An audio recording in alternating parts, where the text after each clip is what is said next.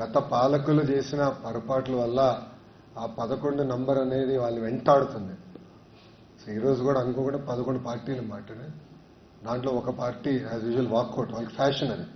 కౌన్సిల్లో వాకౌట్, పార్లమెంట్లో కూడా వాకౌట్ చేశారు. వాళ్ళకు ప్యాషన్ అంటారో ఫ్యాషన్ అంటారో అది సిసిడి ఉన్న వ్యక్తి, క్రెడిట్ చోరీ డిసార్డర్ ఉన్న వ్యక్తిని మీరు అడగాలి.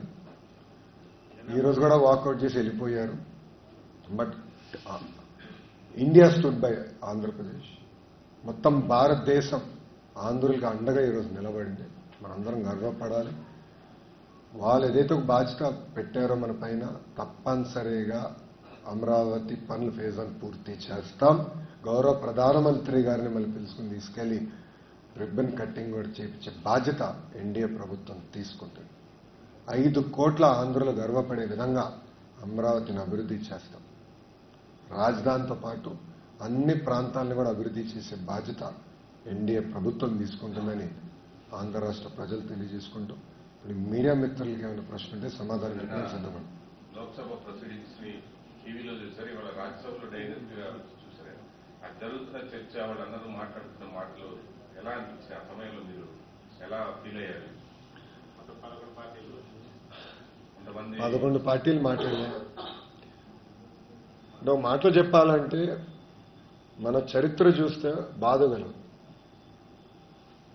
మెడ్రాస్, కర్నూలు, హైదరాబాద్, అమరావతి, 3 రాజధానులు, తిరిగి మళ్ళీ అమరావతి.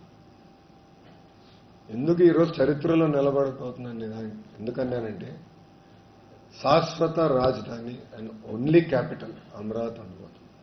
అంటే ఇప్పుడు సర్టినిటీ వచ్చింది, ఒక వెలుగు వచ్చింది ఆంధ్ర రాష్ట్రానికి. అనేక అపోహాలు తొలగిపోయినాయి, ఇంకా డైరెక్షన్ వచ్చింది. సో రైతులు చేసిన పోరాటానికి, మహిళలు పడిన అవమానాలకి ఇప్పుడు డైరెక్షన్ వచ్చింది. ఏకంగా మనం డెవలప్మెంట్ దిశగా ముందలు వెళ్ళచ్చు. సో నాకు చాలా ఆనందం కల్పించింది. అందుకే మీరు చూస్తే ఎంపీలందరూ కూడా మేము నుంచుని పార్లమెంట్కి దండం పెట్టాం.